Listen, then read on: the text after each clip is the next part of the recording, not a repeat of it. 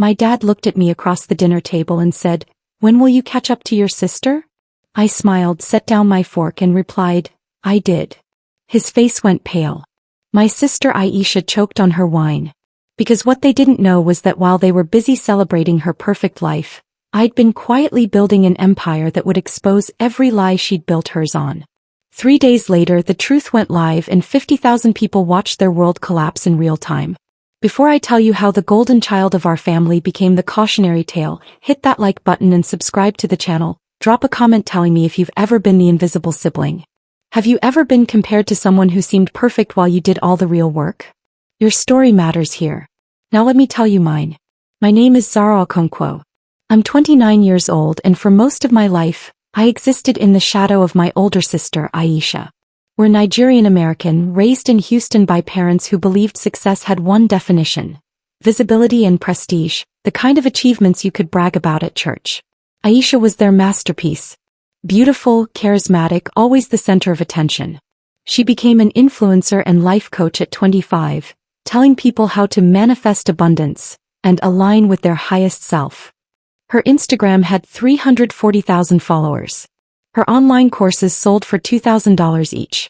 She drove a white Mercedes, wore designer everything, and posted motivational quotes over sunset photos that made middle-aged women cry in the comments. Me. I was the boring one. The quiet one. I got my degree in psychology, then my master's in counseling. I worked at a community mental health clinic making $52,000 a year, helping trauma survivors rebuild their lives. No glamorous office, no Instagram aesthetic, just fluorescent lights and tissue boxes and people who'd been through hell. My parents introduced Aisha as our successful daughter. They introduced me as Zara. She works with people. The pause before people said everything. Every family dinner was the same script. Dad would lean back in his chair, gesturing at Aisha like she was a trophy. "Your sister just closed another $50,000 launch. When will you catch up?" Mom would smile apologetically at me but never defend me. "Zara does important work too," she'd say, the way you'd compliment a child's crayon drawing. Aisha would touch my hand, voice dripping with fake concern. "Zara, I keep telling you you could monetize your skills. You're just afraid of success." I'd smile, nod and change the subject. Let them think I was the family disappointment while I went home to my small apartment and my small life. What they didn't know was that my small life was teaching me something their big flashy world never could: how to actually help people. Every week I sat with women escaping domestic violence. Teenagers cutting themselves in bathroom stalls. Veterans who couldn't sleep without seeing blood. I learned to spot manipulation. I learned the language of trauma. I learned what real pain looked like versus performed pain. And slowly, quietly, I started to notice something about Aisha's empire. It started small. A client of mine, Fatima, came to session one day looking exhausted. She'd spent $2,000 on Aisha's course, Quantum Abundance Activation. She'd been promised financial freedom in 90 days. Instead, she was $8,000 in debt from investing in herself, through additional coaching upsells. "I thought something was wrong with me," Fatima whispered, tears running down her face. Like I wasn't manifesting hard enough. I held her hand. Helped her see that she'd been manipulated, not failed. But something cold settled in my chest. I went home that night and did something I'd never done before. I actually looked at Aisha's business. Her website promised proven strategies and guaranteed results. Her testimonials were glowing but vague. Her courses taught people to visualize wealth, align their chakras, and release their money blocks through $500 group coaching calls where she'd tell 50 people at once that they weren't energetically ready. I started digging deeper. I joined her Facebook group under a fake name, pretending to be interested. I watched her tactics. The artificial urgency. The shame-based marketing. If you're not willing to invest in yourself, you'll stay stuck forever. The before and after photos were clearly just different angles and lighting. And then I found the forums. Reddit threads. Facebook groups for people who'd been scammed.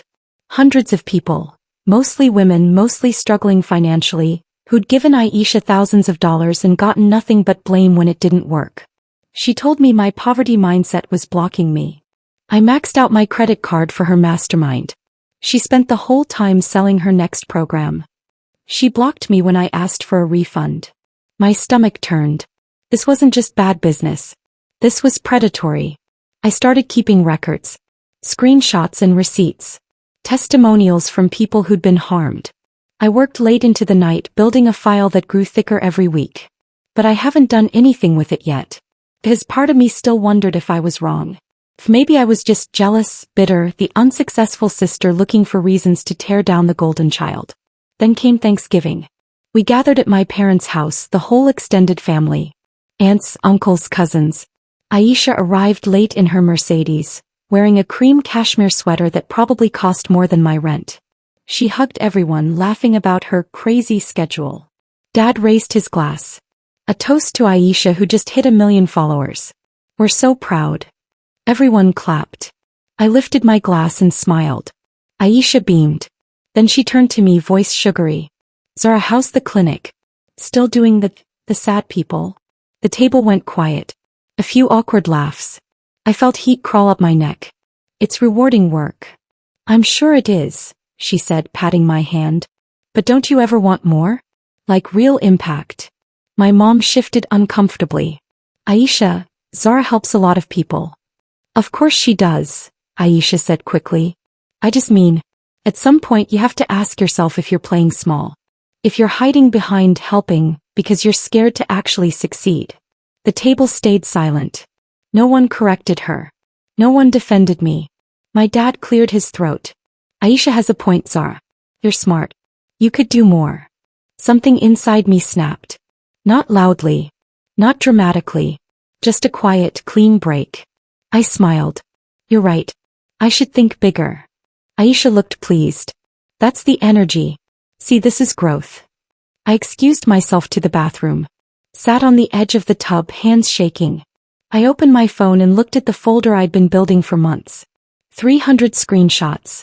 47 detailed testimonials. Bank statements from people who'd gone into debt.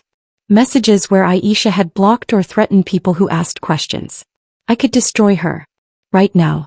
I had everything I needed. But I didn't want to be messy. I didn't want it to look like jealousy or a family feud. I wanted it to be undeniable. So I started planning. The week after Thanksgiving, I couldn't focus at work. My supervisor, Yusuf, noticed me staring at my computer instead of reviewing case notes. You okay? He asked gently. I looked up. Yusuf was a 50-year-old Somali man who'd been a therapist for 25 years. He'd seen everything. Can I ask you something? I said. If you knew someone was hurting people but exposing them would hurt your family, what would you do? He sat down across from me. Is this about a client? No. It's personal. He studied me for a long moment. Zara, the truth doesn't hurt people. Lies do. The truth just stops the bleeding. That night I started building the case properly. I wasn't just angry anymore. I was methodical and clinical, treating it like a research project because that's what it was. Documenting patterns of harm. I reached out to people in the forums carefully, professionally. I introduced myself as a licensed therapist researching predatory coaching practices. Most people ignored me. Some blocked me. But a few responded. Amara, a single mom from Atlanta who'd spent $5,000 she didn't have. Khalid, a college student who'd taken out loans to afford Aisha's business mentorship. Nia, a woman recovering from cancer who'd been told her victim mentality was why she wasn't healing faster. I interviewed them. Documented their stories. Got their permission to share them anonymously. I also did something else. I started building my own platform. I created a YouTube channel called The Truth About Wellness.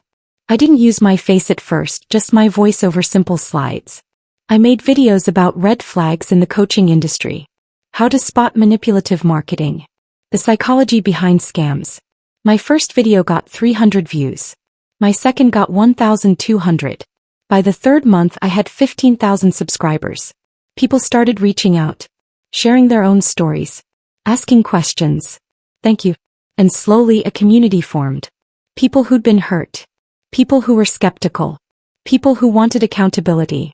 I never mentioned Aisha by name. Not yet. But I was building credibility and trust. Meanwhile, Aisha's empire kept growing. She launched a new program, $1 Million Mindset, for $5,000. She partnered with other influencers. She was invited to speak at conferences. and my family kept celebrating her. Christmas came. Another family gathering. Aisha showed up with designer shopping bags full of gifts. I brought homemade cookies. Dad hugged her. "Sweetie, you didn't have to do all this." "I wanted to," she said, glowing. "I'm just so blessed." He handed me a gift bag. Inside was a book. "You are a badass at making money. I thought this might inspire you," she said warmly. I smiled. "Thank you." That night, I went home and added her Christmas Instagram post to my file. The one where she captioned her designer gifts with, "When you align with abundance, the universe provides." The comments were full of people thanking her, praising her, asking how they could be like her. One comment, though, stood out. "I spent my rent money on your course and I'm about to be evicted. Can you help?" Aisha had heard the comment. Never replied. I screenshot it. By February, my YouTube channel had 50,000 subscribers. I started getting messages from journalists, podcasters, people who wanted to collaborate. And then I got a message that changed everything. It was from a woman named Layla. She'd been Aisha's business partner 2 years ago, before Aisha pushed her out and took full control of the company. "I have the receipts," Layla wrote. "Everything. The fake testimonials. The photoshopped before and afters. The refund policy she violated. I signed an NDA, but I'm willing to break it if you can protect me legally." My heart pounded. This was it. This was the smoking gun. I called Layla. We talked for 3 hours. She sent me everything. Contracts, internal emails, revenue reports that showed Aisha was making $2 million a year while telling her followers she'd manifested her wealth through positive thinking alone. But I still didn't move. Because I needed one more thing. I needed Aisha to show herself. In March, I did something bold. I emailed Aisha. The subject line, "Collaboration Opportunity." I kept it professional. I told her I was running a mental health platform and wanted to interview successful entrepreneurs about work-life balance and wellness. She responded within an hour. "OMG, yes. I love this energy. Let's do it." We scheduled a live Instagram interview for April 15th. I promoted it on my channel. Join me as I talk with life coach Aisha Okonkwo about success, wellness, and helping others. My subscribers were excited. Some recognized her name and asked questions. I stayed neutral. Professional. Aisha promoted it too. "Can't wait to share my journey with my sister's growing platform." My parents called. "Zara, this is wonderful. You're finally supporting each other." My mom actually cried. "I always knew you girls would find your way back to each other." I smiled into the phone. Said all the right things. But inside I was building the final piece. The week before the interview, I worked 18-hour days. I created a documentary-style video. 25 minutes long. Carefully edited. Professional voiceover. Interviews with people Aisha had harmed, their faces blurred, voices disguised. Screenshots of her marketing. Receipts from Layla. Legal analysis from a consumer protection attorney I'd consulted. The title, "The Dark Side of Wellness: How Influencer Coaches Exploit Vulnerable People." I scheduled it to go live on YouTube at 8 p.m. on April 15th. The same time as our Instagram interview. The night of the interview, I set up my phone, adjusted the lighting, and smiled as Aisha's face appeared on my screen. "Zara. Hi." She looked radiant. Perfect makeup. Perfect lighting. "Hey Aisha. Thanks for doing this." We started with easy questions. Her morning routine. Her favorite self-care practices. Her biggest challenges. She answered everything beautifully. Inspirationally. She talked about serving her community, and holding space, and helping people step into their power. Then 15 minutes in, I shifted. "So, Aisha, I want to ask you something more serious. A lot of people in the coaching industry have been criticized for making big promises without delivering results. How do you handle that responsibility?" She blinked. Recovered quickly. "I think that's why integrity is so important. I only teach what I've lived. And I'm very clear that people have to do the work." "Right. But what about when people do the work and still don't get results? I've heard from some people who invested thousands in programs like yours and ended up worse off financially." Her smile tightened. "Well, Zara, I think that's a mindset issue. If someone's not ready to receive, no amount of teaching will help. So you'd say it's their fault?" "I'd say it's about personal responsibility. I nodded slowly. That's interesting. Because I've actually spoken to several of your former clients who felt manipulated and exploited. One woman went into debt because you told her she was energetically blocking her success if she didn't buy your upsells. Aisha's face went cold. I don't know who you've been talking to, but that's not how I run my business. Actually, I have documentation. Emails. Screenshots and testimonials. The silence stretched. I watched her face cycle through shock, anger, panic. Zara, what is this? It's accountability, I said calmly. And I have a video going live on my YouTube channel right now that details everything. The fake testimonials. Predatory marketing. The people you've harmed. You can't do this. I already did. She ended the call. The Instagram live cut out. I switched over to YouTube. My video had been live for 3 minutes. Already 5,000 views. The comments were exploding. Holy shit, this is your sister? I've been waiting for someone to expose her. Thank you for this. She scammed me last year. My phone started ringing. My mom. My dad. Aisha. I silenced it. Over the next hour the video climbed. 10,000 views. 20,000. 50,000. Journalists started reaching out. Other influencers shared it. Reddit picked it up. By midnight it had 200,000 views. Aisha's Instagram was flooded. People demanding refunds. Sharing their own stories. Her follower count started dropping. I sat in my apartment watching it unfold, feeling something I hadn't felt in years. Free. The next morning my phone had 87 missed calls. I made coffee. Sat at my kitchen table. I opened my laptop. The video had 500,000 views. The comments were still pouring in. News outlets were covering it. Influencer coach exposed by sister was trending on Twitter. My parents' number flashed on my screen again. This time I answered. Zara. My dad's voice was tight, furious. What have you done? I told the truth. You've destroyed your sister. Do you understand that? You've humiliated this entire family. Dad, she was scamming people. Hundreds of people. That's not your business. You're jealous. You've always been jealous. Something in me went quiet and cold. You're right. I was jealous. I was jealous that you loved her more. That you celebrated every toxic thing she did while treating me like I was worthless. But I'm not jealous anymore. I'm just done. Don't you dare. I hung up. My mom texted, please take it down. Please. This is killing us. I didn't respond. Aisha posted an apology video. She was crying, makeup smeared, talking about growth and learning, and how she never meant to hurt anyone. The comments called her out for manipulation even in her apology. She lost brand deals.